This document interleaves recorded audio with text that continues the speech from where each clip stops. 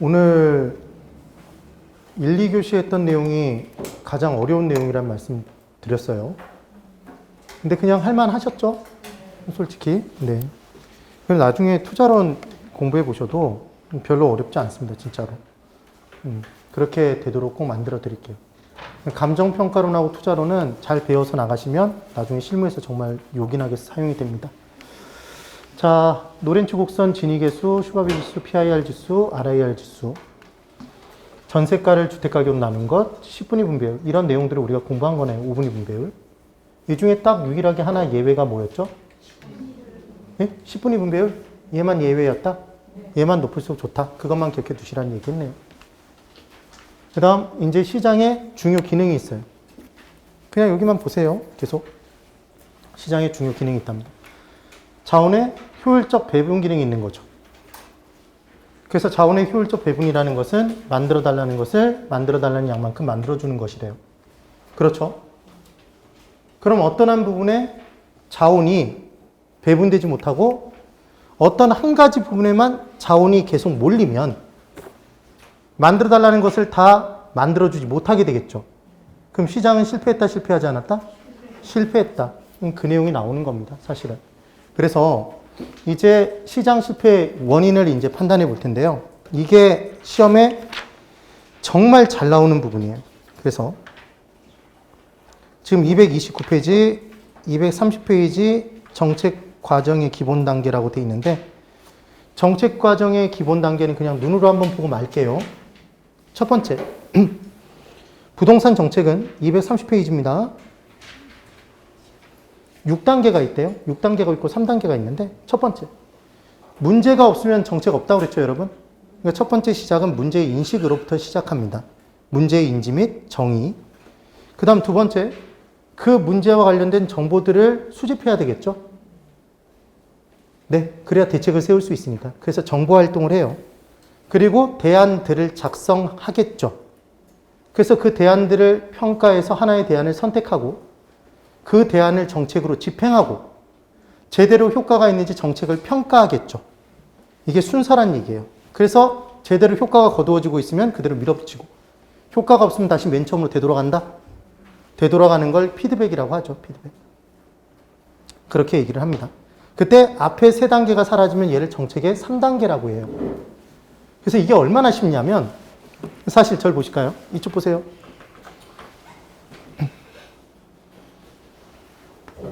정책이 있는데 이 정책을 평가하고 평가 그 다음 집행 그리고 선택이 있답니다, 여러분. 그럼 이 세 가지 중에 당연히 뭐가 먼저겠죠? 예? 평가를 먼저 한다, 정책을?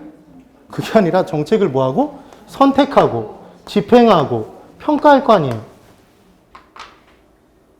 이런 걸 무슨 암기 방법이라고 암기하지 마시라고요. 그러니까 당연히 어떤 정책을 펼칠지 선택하고 그 정책을 집행하고 그 정책을 평가하겠죠. 제대로 효과가 있었는지. 그 얘기입니다. 그 얘기예요. 그 다음 이제 네모 2번에 정부의 부동산 시장 개입이라고 해서 내용이 있네요. 1번 부동산 시장의 실패 요인이라고 돼 있는데 괄호 1번에 시장 실패의 의의가 있어요.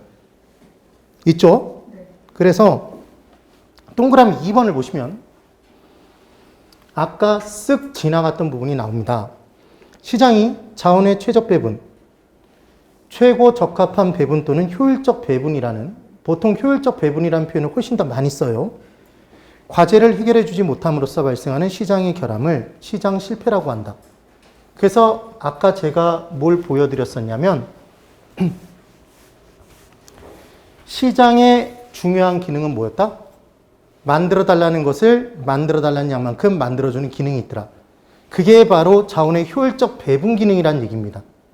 근데 어떤 한 부분을 만들어주지 못하고 있다라면 뭔가 부족하면 시장은 실패했다고 보는 거죠. 누가 그렇게 판단하는 거다? 정부가. 지금 그 얘기인 거예요. 그래서 동그라미 3번에 이와 같은 시장의 실패 요인으로 외부 효과와 공공재의 부족, 독점의 문제, 규모의 경제, 정부의 비대칭성 등이 있다. 이렇게 나왔죠. 그분의 별표가 3개네요. 네. 그래서 시험 문제에 이 5개 중에 4개를 집어넣고 나머지 하나는 다른 걸 집어넣죠. 그래서 다음 중 시장 실패 요인이 아닌 것 하나를 골라보십시오. 이런 식의 문제가 나와요. 그러니까 우리는 얘를 정확하게 기억해야 된다, 정확하지 않아도 된다? 정확하게 기억을 해주셔야 돼요. 굉장히 중요합니다, 실제로. 그래서 괄호 2번에 외부 효과부터 시작해서 내용들이 있는데 이제 제가 설명을 드려볼게요. 첫 번째, 저하고 약속하실 겁니다, 여러분. 초과 이윤이 발생하면 그 부분을 몰리나요? 그럼 몰리면, 돈, 자원이 몰리면 다른 부분에는 배분이 안 된다는 얘기죠. 그럼 어떤 한 부분만 드립다 생산이 되고 어떤 부분은 생산이 안 되는 일이 발생하겠네요? 골고루 자원을 효율적으로 배분해 줘야 되는데 그렇지 못하게 되는 거죠. 그럼 시장은 뭐 했다고 본다? 정부 입장에서 봤을 때는 어떤 한 부분에 최종적으로 몰리면 시장의 효율적 배분이 이루어지지 못해서 실패했다고 보는 거죠. 그래서 초과 이윤과 관련해서 3가지를 볼 거예요. 이건 제가 만든 기준이에요. 자, 이제 들어보세요. 첫 번째, 어떤 한 기업이 독점을 달성했습니다. 그러면 독점을 달성한 기업은 초과한 이윤을 누릴까요? 누리지 못할까요? 누리겠죠. 그리고 독점을 달성한 기업은 보통 어떤 행동을 하냐면 어떤 물건이 있는데 그 물건은 어떤 한 기업만 독점 생산을 해요. 그럼 가격을 높게 받고 싶을까요? 낮게 받고 싶을까요? 가격을 높게 받고 싶겠죠. 그럼 생산을 많이 할까요? 적게 할까요? 적게 해요. 그럼 결국은 쓰는 것이 가능한 생산 요소들이 많음에도 불구하고 걔를 제대로 생산에 쓰지 않고 놀리는 일이 발생한다는 거죠. 그럼 시장 소비자들은 더 높은 가격을 지불하고 적은 양만 소비하니까 시장은 실패했다, 실패하지 않았다? 실패했다고 보는 거죠. 근데 그렇게 기억하는 게 정확한 이해인데 언제 그렇게 기억해요? 그러니까 독점을 달성하게 되면 뭐 발생? 초과이윤. 시장은 뭐 했다고 보는 거다? 실패했다고 보는 거다. 이렇게 보는 거죠. 되셨죠? 그런데 우리 지난주에 공부할 때 불안정 경쟁시장의 유형이 있었죠. 질문 들어갑니다. 공급자가 한 명이면? 홀로 독자, 독점 시장. 공급자가 소수로 존재하면? 공급자가 적으면? 적을 과자, 과점 시장. 합쳐서 무슨 시장? 독과점 시장. 과점 시장이 되면 그 소수의 공급자는 짜고 치기 쉽다. 그럼 결국은 공급자가 한 명인 것과 똑같은 효과가 발생한다. 그럼 공정한 거래다, 공정한 거래가 아니다? 공정거래가 아니니까 공정거래위원회가 독과점 방지법, 금지법을 적용하나요? 맞죠? 그 다음 시장 내에서 미용실 원장님의 독특한 미용 기술이 있다. 그래서 독점적인 공급이라고 볼 수도 있다. 근데 미용실 원장이 자기 마음대로 가격을 정할 수는 없더라. 왜 그렇다? 옆에 미용실과 경쟁을 결국은 하긴 하더라. 그래서 독점적 경쟁 시장이라고 얘기했던 거 기억나세요? 그래서 기본은 시장 실패 요인의 독점인데 독점 시장. 이게 독과점이라고 나와도 됩니다, 여러분. 그리고 얘를 불안정 경쟁 시장이라고 얘기해도 돼요. 불안전하니까 시장이 불안전하니까 자원의 효율적 배분이 안 돼서 실패했다. 지금 그 얘기란 얘기예요. 되셨죠? 독점입니다, 기본은. 그 다음 두 번째. 규모의 경제가 있대요. 그럼 규모의 경제는 이런 개념이에요. 아파트가 나홀로 아파트가 있습니다. 한 동만 있는 것. 그러면 한 동꼴랑 딱 아파트를 올리기 위해서는 아파트는 정의가 뭐였죠, 여러분? 우리가 주택에 구분해서 기억나시나요? 지금 얘가 도대체 뭘 하는 거지? 이 생각이 들면 우리 사이의 추억은 다 사라진 거예요. 아파트 옥상에 올라가서 아파트 옥상을 거의 대부분 잠가 놓지만 열어놨다면 올라가서 꼭 한번 하시라고 그랬죠? 그래서 아파트는 주거용으로 쓰이는 계층이 몇 계층? 5계층 이상인 주거용 부동산. 그게 아파트였죠, 여러분. 면적 기준은 별도로 없었죠. 층수만 있었죠. 그 내용이었어요. 기억나시죠? 근데 나홀로 아파트를 지을 때 하나만 지으면 택지를 대량 구입하지 않겠죠. 네. 그 다음 목재, 철근, 세멘 등도 대량 구입하지 않죠. 그럼 단위당 목재 비용, 세멘 비용, 단위당 택지 구입 비용이 높겠다, 낮겠다? 상대적으로? 높아요. 그래서 생산비가 높아요. 그럼 높은 가격에 팔겠죠. 그렇게 될 거예요.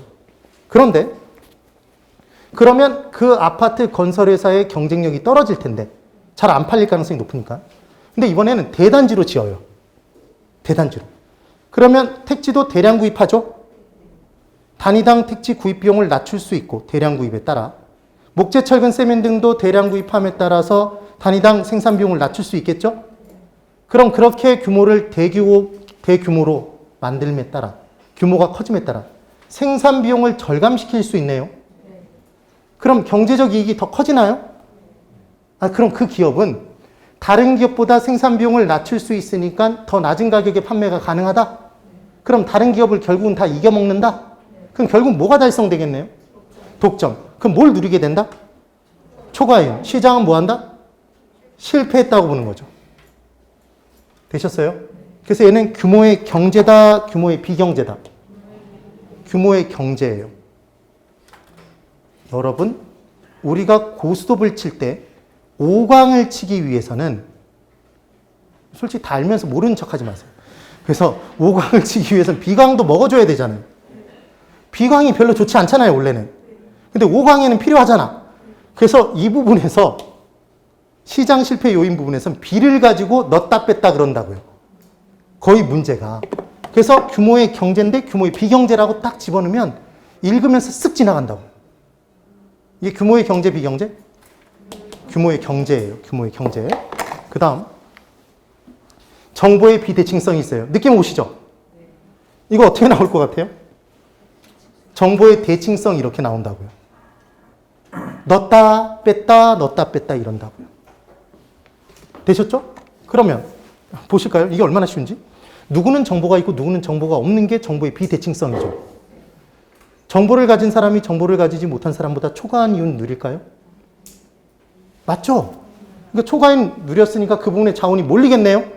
그럼 자원의 효율적 배분이 이루어지지 않았죠. 시장은 실패한 거죠. 이렇게 누가 판단한다? 누가? 정부가. 지금 그 얘기입니다. 간단해요. 어렵지 않습니다. 그 다음 이제 외부 효과라는 게 있대요. 외부 효과.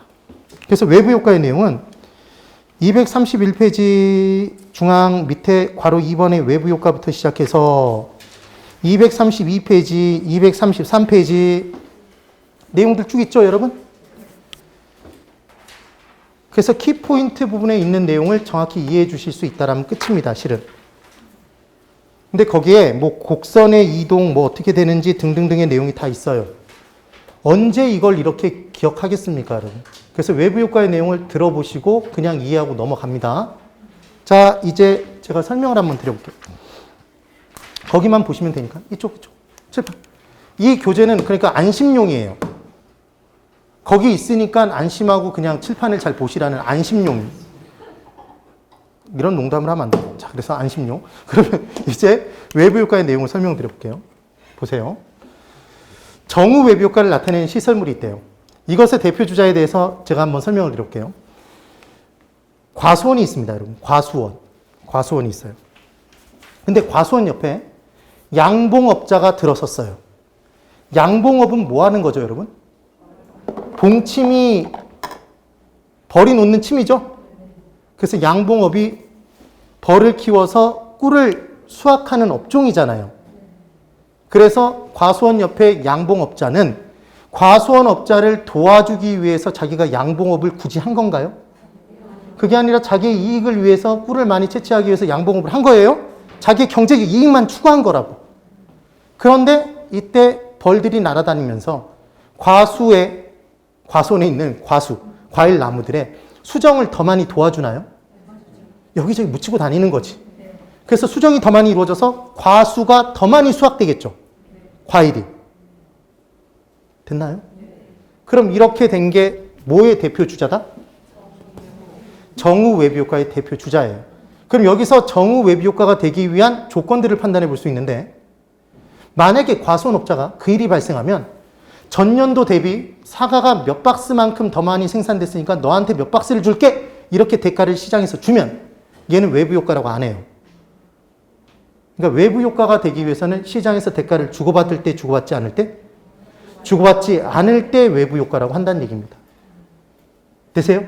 그 다음 또 하나, 둘이 굉장히 거래의 상대방으로 얽혀져 있어요. 그래서 얘가 뭘 함에 따라 경제적 이익을 받고 안 받고가 바로바로 직접적으로 연관돼 있다면 얘도 외부 효과라고 안 해요.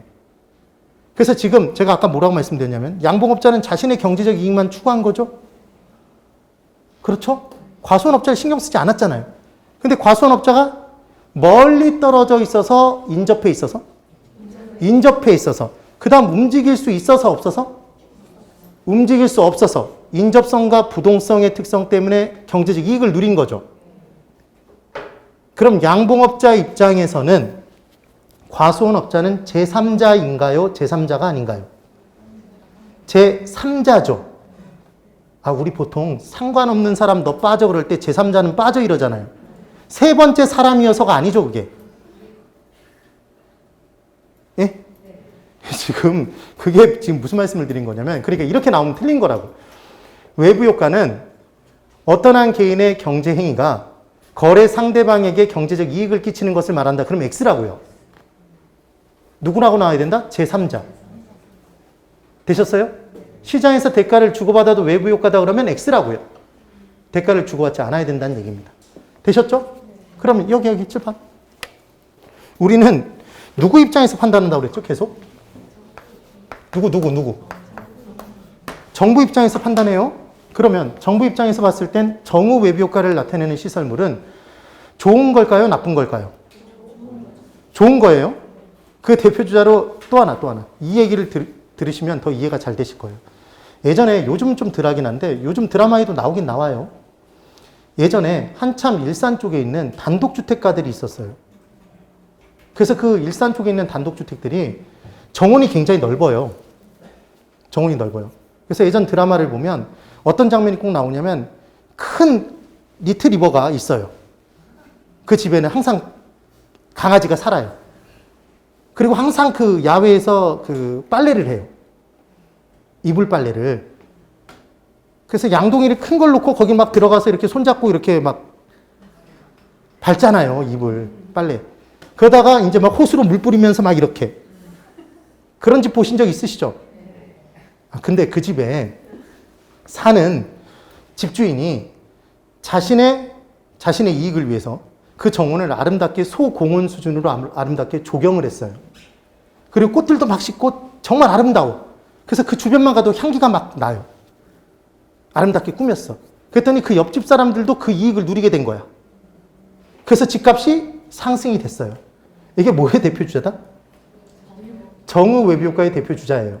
그럼 정후 외부 효과가 발생하면 그 자신의 집 정원을 소규모 공원 수준으로 아름답게 꾸민 사람의 이익도 발생했겠지만 주변 사람들의 이익도 커지나요?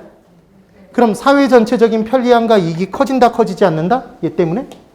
커지죠. 그럼 사회 전체적인 치유 비용은 줄겠죠. 좋은 거니까. 그럼 정부 입장에서 얘는 좋은 것, 나쁜 것? 좋은 것이라고 판단하겠죠. 되셨어요? 이렇게 적었지만 좋은 것이라고 읽을게요. 이렇게 기억을 해두시면 돼요.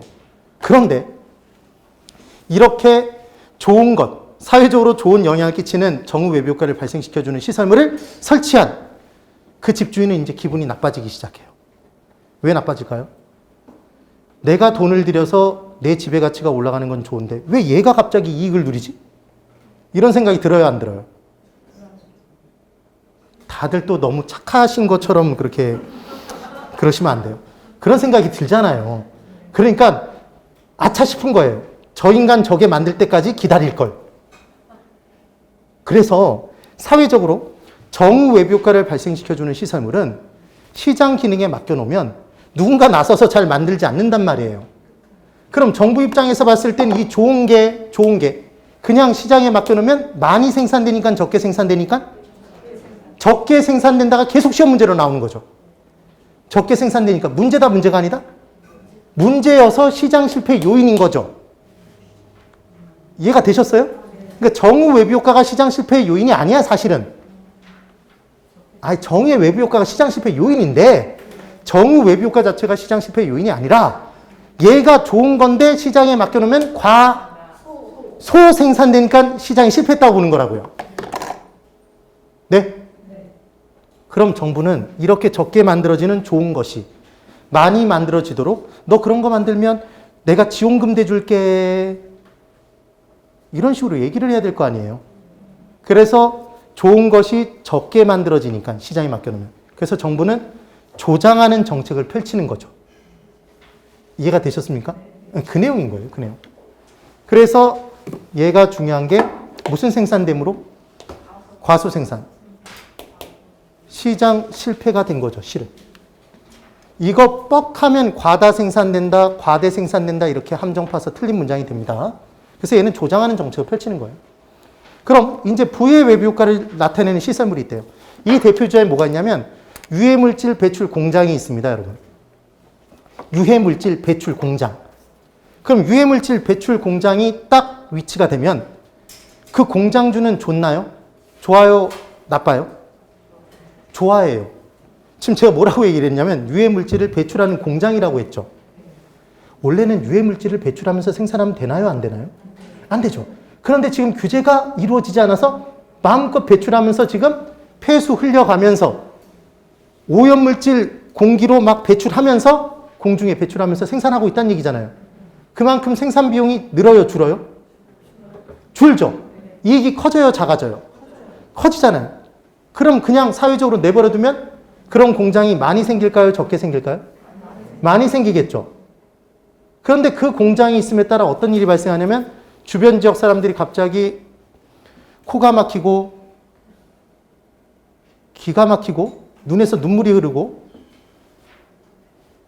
하얀 옷을 입고 나갔는데 집에 들어올 때 보면 회색이 돼 있고 그래서 세탁 비용 더 들고 병원 비용 더 들죠. 사회 전체적인 치유 비용이 커져요? 작아져요? 커지죠. 사회 전체적인 이익은 커져요? 작아져요? 얘 때문에 작아지죠. 그러니까 정부 입장에서 봤을 때 얘는 좋은 것 나쁜 것? 나쁜 것이 됐다는 얘기죠. 근데 시장에 맡겨놓으면 이 나쁜 것이 많이 생산돼요? 적게 생산돼요? 많이 생산되니까 시장은 실패한 거죠. 되셨어요? 그러니까 얘를 적게 생산되도록 규제를 할까요? 안 할까요? 규제 억제하는 정책을 펼치는 거죠. 이해가 되시면 고개를 끄덕끄덕 해보세요. 되셨죠? 이해하시면 돼요. 그래서 외부 효과가 되기 위한 제일 중요한 요소는 대가를 주고받지 않는 데 있습니다. 아까 사과박스 포장해서 옆에 주지 않는다고 그랬죠? 얘가 시장기구를 통하지 않는다라는 표현이고 그렇게 되는 거예요. 그래서 정우 외부 효과는 이제 여기 보세요. 시험 문제로 이 둘을 비교하는 문제를 문장으로 내잖아요. 문장으로. 거의 대부분 헷갈려서 얘를 또 비교하느라고 난리가 납니다. 제발 그러지 마시라는 얘기예요. 저는 문장을 읽을 때 절대로 두 개를 비교해서 안 읽어요. 정부 입장에서 판단한다고 그랬죠? 정부는 사회 전체적인 걸 따질까요? 사적인 걸 따질까요? 사회 전체적인 걸 따지겠죠? 칠판 있죠? 정우 외부 효과는 좋은 거죠? 동의하세요? 좋은 거죠. 그럼 사회적인 편리함과 이익이 커서 좋겠죠? 크다는 건 뭐에 비교 대상이 있는 거잖아요. 뭐랑 비교하는 거다? 사적인 것과 비교하겠죠. 되셨죠? 그러면 얘는 사회 전체적인 비용은 작아서 좋은 거죠. 사회 전체적인 비용이 작잖아요. 그렇게 판단해 주면 된다는 얘기입니다. 이걸 놓고 드립다 이제 비교 분석하기 시작하면 그때부터 헷갈리는 거예요. 그래서 꼭 머릿속에 기억할 건 정부는 뭘 따진다? 사회 전체적인 걸 따진다. 사회적. 고개 드시고 안 헷갈리나 보세요. 하나도 안 헷갈려요. 정우 외부 효과는 좋다?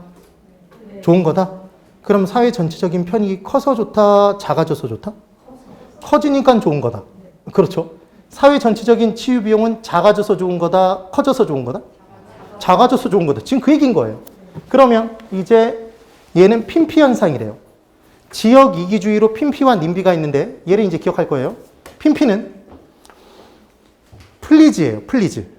제발 플리즈 인 마이 프론트 야드예요.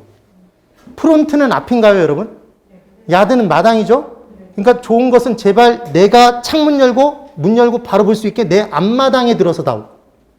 지금 그 얘기예요. 이게 핀피 현상이에요. 그래서 기억할 때는 어떻게 기억할 거냐면 얘가 부의 외부 효과와 관련되어 있는지 정우 외부 효과와 관련되어 있는지 문제가 나올 거니까 기억하는 방법은 피읍인가요? 플리즈인가요? 플리즈? 따라해보세요. 플리즈. 그럼 제발 좋은 것 나쁜 것? 좋은 것 들어와다오. 지금 그 얘기인 거죠. 되셨죠? 핀피 현상이. 그 다음 부의 외부 효과는 사회 전체적인 편익이 작아서 나쁜 거죠. 작아서 나쁜 거죠. 그럼 사회 전체적인 비용은 커져서 나쁜 거죠. 되셨어요? 그리고 얘는 님비 현상이랍니다. 님비는 한번 그냥 바람과 같이 넘어갈 거예요. 여기 보세요. Not in my backyard예요. 그러니까 나쁜 놈은 쓰레기 소각장, 화장터 등은 내 집 앞마당에 들어서지 말라가 아니라 내 눈에 안 보이는 뒷마당에도 들어서면 안 된다예요. 네. 이게 님비 현상이에요. 되셨어요? 이게 뭐와 관련이 있죠? 부의 외부 효과와. 그래서 기억하는 방법 간단해요. 여기 보세요. 낯들고 들어오면 죽어. 좋은 건 나쁜 것? 나쁜 것. 부의 외부 효과. 그 다음 이걸 외부 불경제라고도 해요. 외부 경제, 외부 불경제. 그럼 냄비는 불 위에. 냄비는 불 위에. 네, 그렇게 기억해 주면 돼요. 바로바로 기억이 나야 되니까. 됐죠? 네, 이렇게 기억하시면 됩니다. 그 다음 코제 정리라는 게 있대요. 코제 정리는 뭐냐면 부의 외부 효과를 발생시킨 유해물질 배출 공장이 있어요. 그래서 옆에서 피해를 입었다면 그 사람에게 손해배상 청구권을 갖도록 해주는 거예요. 환경 자체에 대한 재산권을 인정해줘요. 그럼 침해받은 만큼 뭘 요구할 수 있냐면 대가를 요구할 수 있다면 유해물질 배출 공장주 입장에서 봤을 때는 어차피 보상을 해줘야 되잖아요. 시장에서. 그럼 처음부터 유해물질을 배출하지 않기 위한 노력을 기울이겠죠. 시장 자체적으로. 이게 누구의 원리냐면 코우지라는 사람이 주장한 코지의 정리예요. 그러니까 코지의 정리도 부의 외부 효과와 관련이 있다. 정의 외부 효과와 부의 외부 효과와 관련이 있네요. 그러니까 어떤 문제가 나올 수도 있냐면 이런 문제가 궁극적으로 나올 수 있어요. 다음 중 정의 외부 효과와 관련된 내용으로만 알맞게 짝지어진 것. 이런 식의 문제가 나올 수도 있다는 얘기죠. 아직 대놓고 안 나왔어요, 여러분. 근데 문장 중에 섞여서는 나와요. 칠판. 그럼 기억하는 방법. 코브라. 코브라. 이게 외부 불경제면 코불소? 뭐 그냥 그렇게 기억하면 돼요. 되셨죠? 지금 이해를 다 시켜드렸어요. 기억을 딱 해두시면 됩니다. 외부 경제, 외부 불경제라는 표현도 쓰는 거죠. MM으로 적어놨네요. 냄비는 불 위에. 예? 코브라. 이런 식으로. 그 다음 거래 상대방이 아닌 누구에게 영향을 끼친다? 제3자에게 영향을 끼치는 것이다. 인접성과 부동성 때문에 발생한다. 시장 자체의 힘으로도 치유가 가능하다. 칠판 있죠. 왠지 얘가 시장 실패 요인이니까 시장의 힘으로는 치유가 반드시 안 되고 정부의 공적인 개입이 반드시 필요할 것 같은데 아까 코지의 정리가 시장 자체적으로 대가를 주고받도록 만들음에 따라서 해결하는 거였죠. 그래서 시장의 힘으로도 치유가 되는 대표적인 예가 바로 뭐다? 이게 코지의 정리인 거죠. 되셨어요? 부의 외부 효과 문제를. 그 다음 얘는 외부 효과인가요, 여러분? 그럼 효과가 시장에 끼쳐지겠죠. 외부 효과가 발생하면. 그럼 시장은 수요와 공급이 만나는 곳이니까 수요에 영향을 끼치거나 공급에 영향을 끼칠 거 아니에요. 그럼 어디에 영향을 끼칠 것인가? 지금 그 얘기인 거죠. 그래서 정후 외부 효과가 발생하면 수요가 증가한대요. 정수. 우리 학창시절에 음해정수, 양해정수 공부해 보셨나요? 이게 암기하는 방법이에요. 정수. 그럼 정은 플러스죠. 정수. 수요가 증가. 수요 증가. 초가 수요. 가격은 상승. 수요 증가, 거래량은 증가. 증가, 증가. 기억나셔야 돼요? 이거 다 어디에서 공부했죠? 수요 공부 경제론에서 다 공부한 거잖아요, 지금. 그 내용이 나오는 거예요. 그 다음, 부의 외부 효과가 발생이 되면 얘는 부의 외부 효과가 발생된 게 아니에요, 여러분.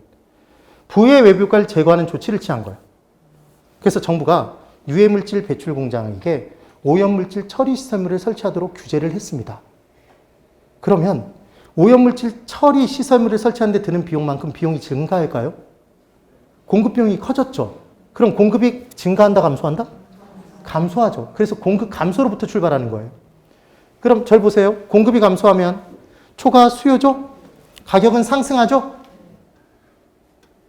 네. 그러면 공급 감소니까 거래량은 감소죠. 감소. 이렇게 기억해 두시면 끝나는 겁니다. 됐죠? 그래서 얘를 기억할 때 이렇게 기억하는 거예요. 정수 공부로. 칠판 정수 공부. 네? 이렇게 기억해 주시면 돼요.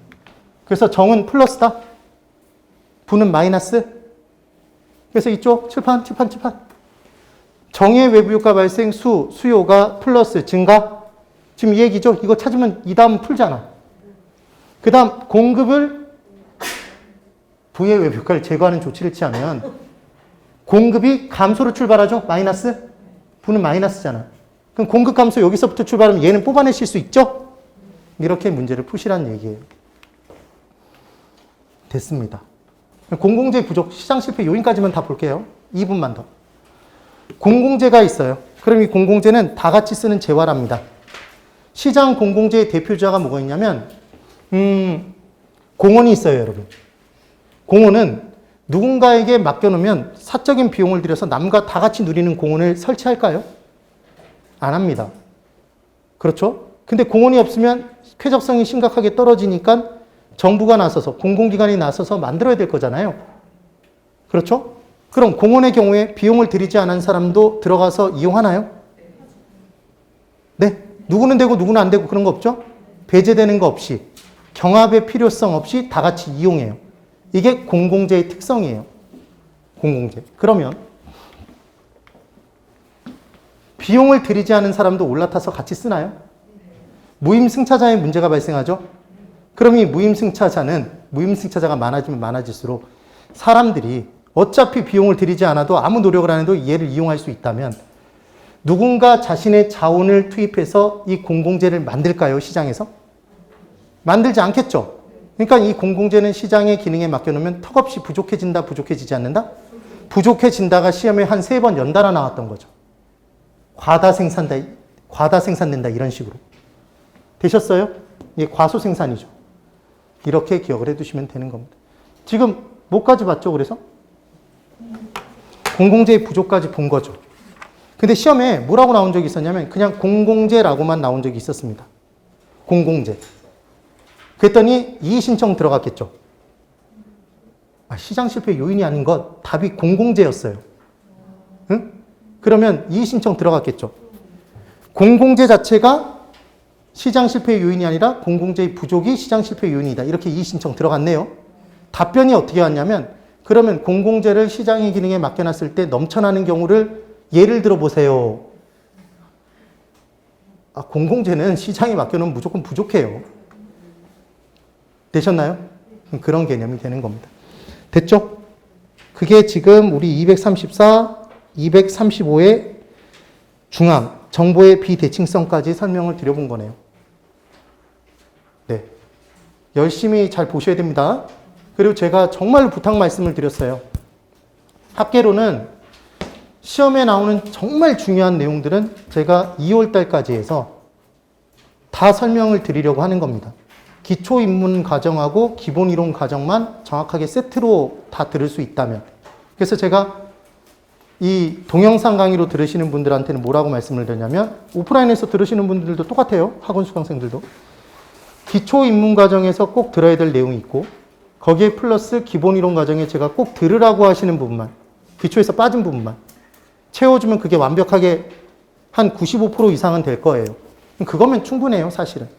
그래서 꼭 제가 듣고 오시라고 말씀드린 부분은 들어주세요. 그럼 복습 열심히 해주시고 우리 다음 주에 정책론 부분의 뒷부분을 나가면 공부가 어느 정도 되신 분들은 와, 이거 정말 경제론에서 나온 내용 똑같네 이런 생각을 하실 거예요. 그 생각이 드신다면 공부가 정확히 된 거예요. 근데 그때도 다 낱개로 외울 것 같다. 외울 게 왜 이렇게 많아? 그 생각이 드시면 공부가 약간 약한 상태. 됐죠? 힘내셔서 열심히 따라오시면 됩니다. 그리고 제가 뵈니까 정말 잘하고 계세요. 좀 힘들지만 지금 이대로만 열심히 따라오세요. 제가 어떻게든 꼭 합격으로 모시고 가도록 하겠습니다. 오늘 여기까지 수업을 진행할게요. 네, 대단히 수고 많으셨습니다.